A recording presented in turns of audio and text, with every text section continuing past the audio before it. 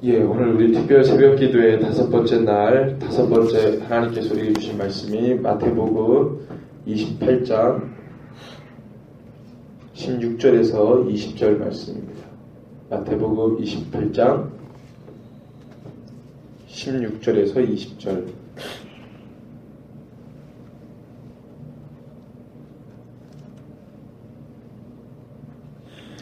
찾으셨으면은 우리 한 목소리로 같이 봉독합니다. 16절에서 20절입니다. 11 제자가 갈릴리에 가서 예수께서 지시하신 산에 이르러 예수를 배웠고 경배하나 아직도 의심하는 사람들이 있더라. 예수께서 나와 말씀하여 이르시되 하늘과 땅의 모든 권세를 내게 주셨으니 그러므로 너희는 가서 모든 민족을 제자로 삼아 아버지와 아들과 성령의 이름으로 세례를 베풀고 내가 너희에게 분부한 모든 것을 가르쳐 지키게 하라. 볼지어다 내가 세상 끝날까지 너희와 항상 함께 있으리라 하시니라. 아멘. 오늘 우리 특별 새벽기도의 5번째 날인데 하나님께서 또 우리 가운데 주시는 5번째 말씀은 저 여러분들이 너무나도 잘 아는 예수님께서 제자들에게 11 제자들에게 마지막으로 분부하신 명령하신 말씀입니다. 우리가 계속해서 이 창세기부터 하나님께서 우리 가운데 주신 이 복된 말씀, 명령, 사명을 감당케 하는 이 말씀들을 쭉 우리가 들어왔습니다. 그래서 그것이 우리가 세상에서 추구해왔던, 세상에서 익히 들어왔던 그런 복의 개념이 아니라 그거 아니고 하나님의 일을 우리가 바라보고 주님의 뜻에 관심을 갖고 집중하며 결국에는 내가 원하는 바가 이루어지는 것이 복이 아니고 아버지의 뜻이 이루어지는 것이 나의 복이다. 그것이 부름받은 선택된 거룩한 백성과 교회의 복이다. 한 명 한 명의 그리스도인의 복이다. 그런 나눔을 계속 나눴습니다. 그래서 오늘 5번째는 저와 여러분들이 잘 아는 이 예수님의 승천하시기 전에 제자들에게 남기신 이 명령, 이것은 왕이 굉장히 이 심의를 기울여가지고 백성들에게 이것만은 반드시 백성들이 지켜야 된다. 이것만은 백성들이 감당해야 된다. 그렇게 힘을 주어서 얘기하는 어떤 그런 말씀과도 같습니다. 그래서 이 말씀을 받은 모든 백성은 반드시 이것을 감당해야 되는 것입니다. 이거는 어떤 이 선지자에게 전달해가지고 준 말씀이 아니라 직접 예수님께서, 하나님 되신 그 예수님께서 우리 가운데 선포하신 말씀이에요. 그래서 이 말씀을 우리가 조목조목 우리가 분석하고 따져보고 이렇게 할 수 있지만 전체적인 흐름에 대해서 우리가 좀 봤으면 좋겠습니다. 자, 우리가 너무나도 잘 아는 말씀인데 특별히 이 말씀을 전하신 이 장소가 있죠.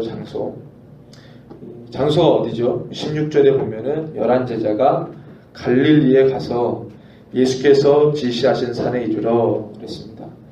이 말씀을 하신 장소는 예루살렘에 있는 남유다 땅이 아니고 이스라엘 백성들이 아주 이 혐오스럽게 여기고 하찮게 여기고 폄하했던 그 갈릴리 땅, 남유다 말고 그 예전에 이스라엘 역사 가운데 북이스라엘 땅이었던 그 땅이에요. 갈릴리, 예수님의 자라나신 곳이죠. 그 지역, 그곳에 한 산을 지정하셔서 제자들을 불러 모으시고 거기서 예수님께서 이 말씀하십니다. 굉장히 중요해요. 장소가 어딘지. 왜냐하면 예수님께서 예루살렘이라고 하는 중심 도성에서 얘기하신 게 아니라 갈릴리 땅에서 천대받고 멸시받았던 그 땅에서 이 마지막 명령을 전달하셨다는 것은 큰 의미가 있습니다. 예수님께서 가신 장소들이 다 의미가 있잖아요. 예수님께서 승천하신 장소는 어디죠? 남유대 땅 예루살렘 성 맞은편에 있는 이 감람산입니다. 거기에 예수님이 승천하셨거든요. 오실 때도 너희들이 본 그대로 똑같은 방법으로 똑같은 곳으로 주님 오신다.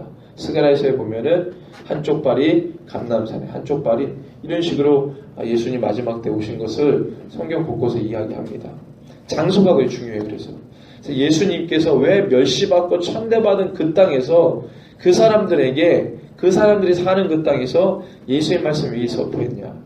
이 예수님의 말씀과 명령을 받은 대상과 그 내용을 보면은 이해가 갑니다. 자, 먼저 이것을 받기 앞서서 이 말씀을 들어야 하는 대상이 누구냐. 이게 굉장히 중요하죠. 이 대상. 장소도 그렇지만 대상. 자, 그래서 첫 번째, 대상을 알면 이 장소도 왜 중요한지가 나옵니다. 이 예수님께서 또는 하나님께서 구약에서부터 쭉 하나님께서 계속적으로 하나님의 말씀을 전할 때 그 하나님의 말씀을 들어야 되는 대상이 있었어요. 구약에서는 누가 그 말씀을 듣습니까? 그 말씀의 주인공이 바로 누구였냐면 언약으로 선택된 민족이었어요. 언약으로 선택된 민족이 누구였습니까? 이스라엘 민족이거든요. 그 민족은 언약으로 선택된 민족이에요. 어떤 언약입니까? 내가 너희들을 통해서 열방의 제사장 나라가 되게 하고 너희는 나의 소유가 되고 완전히 내 것이 되고 거룩한 백성이 되게 하겠다. 어떻게 하면? 나의 말을 청종하면. 그러니까 너희는 나의 모든 뜻들을 내가 하려는 모든 일들의 중심이 되고 기준이 되고 그것을 하는 도구가 될 것이다. 하나님께서 이렇게 약속하시고 언약하신 선택된 민족이에요. 이스라엘 백성. 하나님의 모든 말씀은 가장 먼저 누구에게 전달되냐면 이 이스라엘 민족에게 전달됐습니다. 이스라엘 민족에게 전달된 말씀이 열방으로 나가는 거지 이스라엘 민족을 거치지 않고 하나님 말씀이 열방으로 나갈 수가 없어요. 왜냐하면 그 민족을 제사장 나라로 세웠기 때문에 그렇습니다. 많은 열방의 민족들이 있지만 가장 먼저 주님 앞에 그 민족들을 대신해서 나와야 되는 제사장 역할을 하는 민족이 있어야 돼요. 그 민족을 이스라엘로 사용했기 때문에 하나님의 모든 말씀 이스라엘 민족을 통해서만 흘러갈 수 있게 되었어요. 하나님께서 정하신 방법입니다. 왜? 하나님께서 약하고 약한 그리고 그 열방 중에서 민족을 택할 때 하나님께서 기준을 딱 세웠어요. 야, 일단은 거대한 민족, 수가 많은 민족, 강대한 민족, 땅덩어리가 큰 민족을 택한 게 아니라 그러면 하나님이 보이지 않겠죠. 하나님이 보이려면 하나님이 선택된 민족은 가진 게 없어야 돼요. 볼품이 없어야 돼요. 아무런 어떤 것도 내세울 만한 게 없는 그런 민족. 하나님께서 이스라엘 민족, 민족이 된 이스라엘 사람들을 불러내실 때에는 그 민족이 땅도 없었고 주권도 없었고 정체성이 완전히 무너진 아무것도 그냥 그 애굽 땅의 노예와 종으로 살았던 그 사람들을 당신의 모든 만물을 창조하신 하나님의 백성으로 불러셨다는 거. 이게 큰 은혜입니다. 저와 여러분들이 이렇게 주님 앞에 나와가지고 예배드리고 주님의 이름을 부를 수 있는 것만으로도 290장에 우리가 불렀잖아요. 우리는 늘 주님을 배반하나 우리는 늘 연약하고 죄 가운데 있지만 우리가 참 주님 보시기에 너무 죄성스러운 삶을 살지만 그럼에도 불구하고 주님이 우리를 위해 친히 간구하시고 우리를 위해 중보하신다는 거 이게 얼마나 큰 은혜입니까? 어디 감히 우리가 주님 앞에 고개를 듭니까? 우리가 하나님 이거 해주세요라고 우리가 감히 어떻게 주님께 간구할 수 있는 이 존재가 돼요. 이게 하나님 우리를 만나주시려고 하고 하나님 우리를 불러주신다고 약속하셨으니까 우리가 그 말씀을 기대가지고 주님 그렇게 말씀하셨으니 오늘도 만나주세요 이렇게 말을 드리는 거지 우리가 무슨 하나님 앞에 우리 자신을 이렇게 내어드릴 수가 있겠어요. 그럴 수가 없는데 이스라엘 백성들 정말로 볼품 없을 때 하나님이 이렇게 건져내주신 거예요. 불쌍해가지고 내가 너희들에게 쓰겠다. 건진받은 백성 아닙니까? 건진받은 백성. 그때 지도자가 모세였고 모세의 이름이 뭡니까? 뜻이 건져내다. 모세의 이름의 뜻이. 그때 하나님 이스라엘 백성들 건져낸 거예요. 불쌍해가지고. 그 볼품없는 백성. 그렇게 해서 선택된 언약의 백성에게 하나님께서 온갖 어떤 말들을 하나님의 거룩한 의지가 담은 말들을 계속해서 쏟아부었습니다. 그들이 어떻게 해요? 그 말씀을 청종하면 그냥 불의한 백성, 그냥 노예의 백성, 그 종의 백성이 하나님의 말씀을 청종하면 거룩한 백성이 되는 거예요. 완전히 달라지는 거예요. 완전히 존재감이 완전 달라지는 거예요. 그냥 하루하루 어떻게 살지 고민했던 그들의 인생이 하나님의 말씀을 청종하면 내 하루의 삶 때문에 고민하고 염려하는 인생이 아니라 하나님의 역사를 주도하신다. 하나님의 역사를 고민하고 함께 그 역사를 주도해 전진해가는 그런 민족이 된다는 거예요. 이게 완전히 달라지는 거예요. 내가 그렇게 너희를 거룩한 백성으로 삼겠다. 내가 하려는 모든 일들을 너희들에게 알게 하겠다.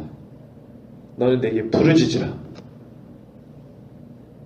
하나님께서 이렇게 우리 가운데 말씀하셨어요. 그래서 이 언약으로 선택된 민족이 주의 말씀을 청종하면 거룩한 백성. 그 거룩한 백성이 세 번째로 교회가 됐는데, 이 예수님의 말씀을 특별히 신약에서 듣는 자들에 대해서 이제는 어떤 닉네임이 붙여졌냐면 증인이라는 닉네임이 붙여집니다. 증인. 우리는 주님의 증인이다 그랬어요. 그러니까 언약의 백성, 거룩한 백성, 교회가 됐는데 또 다른 닉네임이 뭐냐면 증인이라는 거예요. 증인. 이 증인이라는 뜻이 뭡니까? 어떤 사건이 일어나는데 그걸 실제로 목격한 자들이에요. 그들이 그 목격한 그것을 그대로 재판대에 서가지고 그대로 그 사건을 자기가 본 그대로 증언하는 자, 증인입니다. 예수님을 만난 모든 자들은, 예수님의 제자들은 다 뭐가 되는 거예요? 증인이 되는 거예요. 우리는 주님의 증인이라는 거예요. 예수님의 제자들의 이 자랑이 뭐였냐면 예수님과 함께 동행했다는 거예요. 3년 반 동안. 그 증인 아닙니까? 증인. 그때는 이런 글이 필요가 없었어요.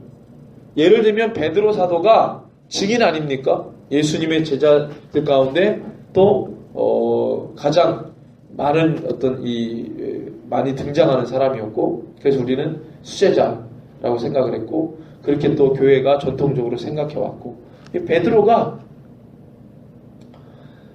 주님의 말씀을 받고 주님을 따라가면서 주님의 증인이 됐어요. 그래서 이 베드로가 어디 교회에 가지고 부흥회를 가면은요, 베드로 자체가 이 양반이 예수님하고 3년 반 동안 다녔으니까 이 양반 자체를 보는 게 하여튼 이게 엄청난 은혜가 되는 거예요. 저 베드로가 예수님의 모든 기적을 생생하게 다 봤어. 저 베드로는 예수님 가장 가까이 옆에서 모든 걸 다 경험했어. 그러니까 베드로는 이 증인이에요, 증인. 예수님의 제자들이 다 증인이에요. 그들이 다니면 사람들이 와 이랬어요. 이런 글이 필요 없죠. 증인이에요. 그런데 그런 제자들이 하나 둘씩 순교를 당하고 이렇게 돼요. 죽어가요. 그러니까 이제는 증인들이 어떻게 되는 거예요? 없어지게 됩니다. 그래서 그 다음에 어떤 일이 일어납니까? 예수님의 하신 일들을 기록해야 되겠구나. 예수님의 전기를 써야 되겠구나. 그래서 복음서들이 기록이 됩니다. 그래서 이 복음서를 보면 예수님이 하셨던 일들을 그대로 우리가 보는 거예요. 그리고 주님이 바울을 만나주셨듯이 부활하신 주님이 우리를 만나주시잖아요. 그래서 우리도 예수님의 증인이 되는 것이죠. 예수님의 제자가 되는 것이죠. 무엇 때문에?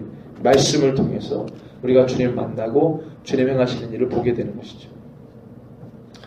그래서 이 28장의 말씀은 우리가 글로써 접하는 거지만 실제로 주님에게서 듣는 것처럼 예수님이 그 시대의 제자들뿐만 아니라 이 말씀을 듣는 이후의 모든 세대의 교회들에게, 예수님의 제자 그리스도인이라고 부름받은 그들에게 이 말씀은 동일하게 나의 말씀으로 받아들여져야 되는 거예요. 이게 내 말씀입니다. 제자들, 그 당시에 제자들에게 준 말씀이 아니라 이게 내 거라는 거예요. 지금 이 시대 교회에게 주신 하나님의 말씀이라는 거예요. 그리고 이 말씀 때문에 지금 우리가 예수님을 믿을 수 있게 되는 겁니다. 이 말씀이 아니면은 우리 지금 예수님 믿을 수가 없어요. 이 말씀, 자, 이렇게 말씀을 보면은 18절에 예수께서 나와 말씀해 이르시되 하늘과 땅의 모든 권세를 내게 주셨으니 이 말은 뭐냐면 내가 하나님께 모든 권한을 다 부여받았는데 이것을 지금 너희들에게 주겠다고 말하는 거예요. 내가 하늘과 땅의 모든 권세를 받아 너희에게 주겠다는 거예요. 자, 이 말씀 그 다음에 그러므로 너희는 가서 내가 받은 권한을 너희에게 주노니 너희는 가서 모든 민족을 제자로 삼아. 모든 민족을 제자로 삼아. 민족 단위. 그러니까 모든 민족이라는 것은 지구상에 현존하는 모든 사람들에게 제자로, 예수님의 제자로 살게 해라. 그리고 아버지와 아들과 성령의 이름으로 세례를 베풀라는 것은 그들을 회개케 하라는 것입니다. 이 세례는 뭐예요? 물세례 아닙니까? 물세례가 나중에 성령 세례, 그렇죠? 성령을 받게 하잖아요. 물세례 자기가 회개하는 영으로 함께 하지만 그 회개를 누가 하게 합니까? 성령님이. 그래서 이 오순절 절기 때 막 힘주어서 기도했던 그 현장에 성령님이 나타나셔서 그들에게 방언을 말하게 하시고 열국의 방언으로 하나님 말 말하게 하셔요. 그건 뭐예요? 성령님이 내려오셔서 첫 번째 일어난 현상이 열국의 언어로 말하기 시작했던, 열국의 언어로 말하기 시작한 거예요. 열국의 언어로 말하기 시작했다는 것은 뭐예요? 하나님의 뜻과 의지가 거기서 보여지게 된 거예요. 열방에 하나님의 복음이 들어가는 것입니다. 그래서 그 사건 이후로 열방으로 16개국으로 들어와서 베드로의 설교로 회개했던 그들이 자기 땅으로 돌아가서 어떤 일을 벌이죠? 교회를 세우게 됩니다. 그래서 한 번도 가보지 않았던 로마에 바울이 이방인의 사도로 부름받았음에도 불구하고 한 번도 가지 않았던 로마에 이미 뭐가 세워져요? 로마 교회가 세워져요. 그 로마 교인들은 어떻게 생겨났습니까? 오순절날 로마에 살았던 유대인들이 절기를 지키러 예루살렘으로 왔다가 그 오순절날 베드로의 설교를 듣고 뒤집어진 사람들이에요. 성령 받고 자기 살았던 이 거주지로 돌아가서 교회를 세우게 된 거죠. 자, 그래서 아버지와 아들과 성령의 이름으로 세례를 베풀고 내가 너에게 분부한 모든 것을 가르쳐 지키게 하라. 이 가르쳐 지키게 하라. 내가 분부한 모든 것을, 명령한 모든 것을 너희들이 듣고 그대로 행하라. 지키게 하라라는 이 명령은 구약 때부터 계속적으로 해왔던 말씀이에요. 청정입니다. 청정. 이 청정이거든요. 이 구절은 계속적으로 반복해 왔던 말씀이에요. 주님이 끊임없이, 우리 하나님이. 그리고 세상 끝날까지 너희와 항상 함께 있어라. 이게 바로 예수님이 마지막 승천하시기 전에 제자들에게 하신 명령이에요. 명령. 자, 그러면은 여러분들 이 명령을 하기 전에 반드시 선행되어야 될 것이 있습니다. 이것이 이루어지기 위해서 이것을 받은 자들이 받으려면 두 가지 정도의 말씀이 선행돼야 돼요. 첫 번째 말씀은 마가복음 1장입니다. 마가복음 1장 14절 15절에 보면은 요한이 잡힌 후 예수께서 갈릴리에 오셔서 하나님의 복음을 전파하여 이르시되 때가 찼고 하나님의 나라가 가까이 왔으니 회개하고 복음을 믿으라 그랬습니다. 회개하고 복음을 믿으라. 왜? 때가 찼기 때문에. 하나님께서 뭔가 이루시려고 하는 기한, 그 때가 이제 다가온다는 거예요. 그렇기 때문에 너희는 복음을 받아들일 때 어떻게 해요? 회개해라. 회개한 자만이 주님 앞에 설 수 있는 겁니다. 이거 안 되면 아까 28장의 내용 이거 누구도 못합니다. 하나님의 사람이 아닌데 어떻게 그 일들을 하겠어요? 회개하지 않은 자가 어떻게 주 일들을 감당합니까?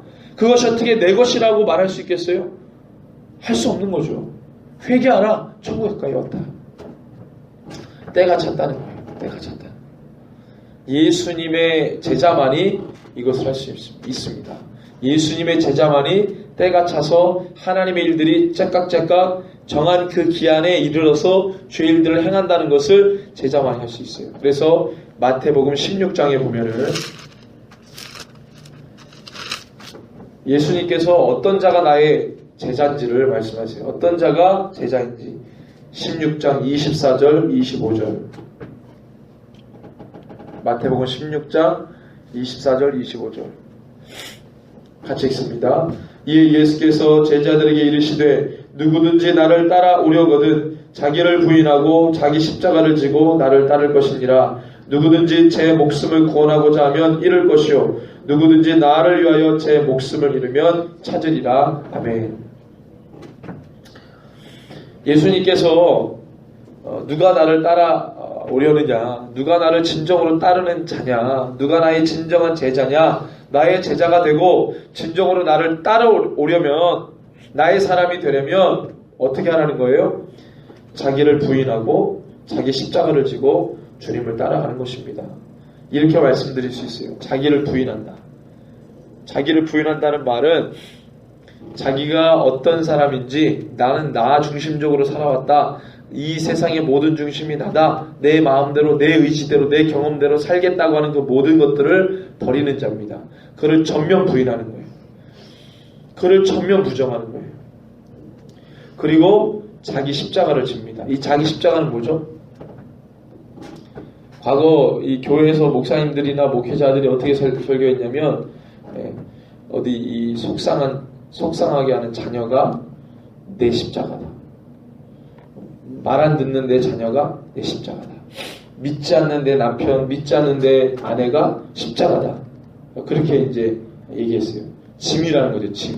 말 안 듣는 자녀가 내 짐이고, 내가 지워야 되는 짐이고, 믿지 않는 남편과 믿지 않는 아내가 내 짐이고, 그래서 이게 십자가라고 생각해요, 십자가. 십자가를 되게 무겁고, 십자가를 내가 막 고통스러워하고 괴로워하는 짐으로 굉장히 계속 얘기를 해봤어요. 이 십자가는 영광입니다, 영광. 이 십자가를, 예수님이 이 십자가를 지고 어떤 일이 벌어졌습니까? 죽을 수밖에 없는 자들이 살게 됐어요. 보여지는, 십자가의 겉으로 보여지는 모습을 보고 괴로운 짐이다 하면 절대 안 됩니다. 물론 그런 모습도 있었겠지만 고통스럽죠. 그렇지만 그 십자가를 통해서 얻어지는 이 열매라고 하는 것은 대단하게 영광스러운 겁니다. 그것 때문에 우리가 살게 됐잖아요. 그걸로 인해서. 이 십자가를 지라는 것은 주의 사명을 감당하라는 것입니다. 괴로운 짐이 아니에요. 예수님이 십자가를 괴로운 짐으로 지신 게 아니고요, 감당할 수밖에 없는 사명이었기 때문에 진 겁니다. 근데 왜 그것을 그렇게 표현하고 설교를 했는지 모르겠어요. 그러니까 그리스도인들이 사명이라는 단어는 잘 듣지를 못하고 늘 인생의 괴로움, 늘 인생의 어려움, 고통, 내 인생 왜 이래, 내 가족은 왜 이래, 나는 왜 이렇게 계속 이렇게만 생각하는. 그러니까 그런 사람들에게 주는 메시지가 교회 오면은 위로해주고 이거밖에 안 되는 거예요. 본래의 의미들을 왜곡시키고 본래의 의미들을 사람들이 듣기 좋은 말로 다 희석시켜버리니까, 진정으로 주님께서 우리를 통해서 하시는 말은 구약 때부터 전체 성경 전체가 우리 가운데 계속해서 주시는 말씀 뭐예요? 주님의 사명을 감당하는 겁니다. 주님의 사명을 감당하는 자가 주님의 백성이에요. 근데 또 이것을 주님의 사명 그러면은 특별히 어떻게 부름받은 자들만 사명한다고 해가지고 그 사람들, 특별히 한 이 성도들이 있으면 그 중에서도 열심과 특심 있는 사람들, 저 사람들 저렇게 부름 받았나봐, 상급 많이 받겠지, 천국에 올라가면은 대리석 같은 집 살겠지, 뭐 이렇게 생각합니다. 자기는 나는 부름 안 받았어, 나는 그냥 교회만 이렇게 다니고. 다 성경에서 말하지 않는 거예요. 누구도 그렇게 성경에서 말하지 않았어요. 제가 몇 번 상급에 대해서도 설교했지만, 여러분들 천국 가면 상급이 뭘 것 같으세요? 대궐 같은 집? 하도 천국 지옥 갔다 온다는 사람들이 많아가지고 천국 가면 대리석 같은 집, 많이 공덕을 쌓은 자들은 그 대리석의 집으로 금으로 집이 지어지고, 쌓은 공덕이 없는 사람은 초가집이나 뭐 지푸라기 집 이런 데. 천국이 쌓은 공덕, 이거 다 어디서 온 거예요? 다 타종교에서 온 겁니다. 타종교에서. 우리나라 유교, 무교, 이 토착 종교에서 온 거예요. 성경은 절대 그렇게 말한 적이 없어요. 천국에 가면 우리 주님이 계십니다. 여러분들, 우리 주님을 보는 게 상급이에요. 우리 주님이 우리 가운데 면류관을 씌워줍니다. 그 면류관은 승리의 면류관이거든요. 그게 상급이지. 가가지고 이 땅에서 기대했던 건물 뭐 이런 것도 천국에 가서 또 그런 걸 천국, 그렇게 환난을 이기고 벗어난 자들이 천국 올라가가지고 주님 보고 엉엉 울면서 기뻐하지. 거기서 베드로 사도 찾으면서 제 집은 어딨나요? 뭐 이러겠어요. 제 상급 뭐예요? 이러고 있어요. 환난을 이기고 벗어난 자들이 간 곳인데 주님 때문에, 예수 이름 때문에 믿음의 인내로 그 모진 고통과 환난을 다 이기고 벗어났는데 상급 달라고 해서 상급 찾겠어요? 찾아다닙니까? 말도 안 되는 거죠. 이 땅에서 했던 짓들을 그대로 하나님의 나라 올라가서 똑같은 가치로 보는 거예요. 물질로. 배금주의 아닙니까? 물질주의. 천국 올라가서도 그것 때문에 기대하고, 이거 완전히 한국교회가 이걸로 다 배려놨어요. 복음 아닙니다. 사단이 뿌려놓은 가라지들 만들려고 악한 거죠. 이 사명 잃어버리면 아무것도 아니에요. 주님이 우리를 부르신 목적이 있습니다. 그 사명의 목적이 있어요. 이 사명을 지고 누구를 따라가요? 주님을 따라가는 겁니다. 이게 되게 중요합니다. 왜냐하면 첫 번째, 두 번째는 다른 종교도 엇비슷하게 있어요. 엄청나게 고된 수행을 다 합니다. 우리 북인도 선교사님인데 인도에 가면 1억 몇 개의 몇 천만 개의 신이 있다 그러죠. 사람 수만큼 있는데 거기 가면은요 별의별 고행들이 있어요. 종교인들이. 그 수행들을, 모진 수행들을 하면서 신을 섬기는 거예요. 자기네들은 그걸 사명이라고 생각합니다. 이슬람 사람들 지금 뉴스에 프랑스에서 테러 났잖아요. 3명의 예멘에 있는 예멘 출신의 조직화된 그런 어떤 이 테러리스트들이 그냥 언론사 하나를 그냥 가가지고 사람들 죽이고 막 다. 그 사람들은 그게 사명이라고 생각해요. 자폭 테러 하잖아요. 걔네들은 그거 해가지고 70명이 기다리고 있는, 여자들이 기다리고 있는 그 천국 가려고 폭탄 테러 하는 거예요. 그거를 사명이라고 생각해요. 여러분들 티벳에 가면은요, 라마 불교 있잖아요. 그 라마 불교, 믿는 그 티베트인들은요, 오체투지인가요? 그거 하면서 계속 수행합니다. 엄청나게 긴 거리를, 서울에서 동해 오는 그 거리를 오체투지 해가지고 계속 기어다니면서 그걸 가는 거예요. 얼마나 걸릴지 모르는데. 수개월 걸리는데 그걸 하는 거예요. 차에 치여서 죽고, 병들어서 죽고, 굶어서 죽고, 애들은 집에서, 그래서 고아들이 많잖아요. 그걸 사명으로 생각해요. 모든 종교마다 종교들이 말하는 사명이 있어요. 그거 다 해요. 비슷하잖아요. 자기를 얼마나 부인합니까? 불교. 부인하면 불교 아니에요? 얼마나 자기를 부인해요. 얼마나 부인하면 속세를 떠난다 그래요. 그죠? 고기도 안 먹고. 다른 종교도 있어요. 그런데 그거 행하고 주님을 따르지 않으면 다른 종교랑 똑같은 거예요. 우리 주님은 정확하게 말씀하셨어요. 자기를 부인하고 자기 십자가 지고 나를 따라와라. 주님. 베드로가 그거 했잖아요. 나는 죄인으로서의 나를 떠나소서. 자기를 부인했죠. 그 다음에 십자가. 사람을 낚는 어부가 되게 사명 받았죠. 그 다음에 말았습니까? 주님을 따라갔잖아요. 진짜 주님을 따라갔잖아요. 지금 이 시대는 주님, 예수님을 대체하려는 굉장히 많은 움직임들이 있습니다. 기독교의 가치만 가지고 있어요. 기독교의 가치, 사랑 뭐 이런 거 가지고 있고 비슷하게 예수님을 따라가야 되는데 예수님 그 자리에 다른 걸 올려놓는 거예요. 기독교 가치만 가지고. 그러니까 온갖 잡다한 것들이 그 위에 다 올라와요. 비슷하게 사랑이라는 가치만 가지고. 기독교가 사랑 얘기하는, 사랑 가치는 불교에도 있고 여러 종교 다 있어요. 마치 그 기독교 사랑 얘기해서 기독교 그 예수님 자리에 다른 걸 다 올려요. 아닙니다. 정확하게 예수님. 그래서 예수님의 제자가 된 자들이 회개함으로 주 앞에 나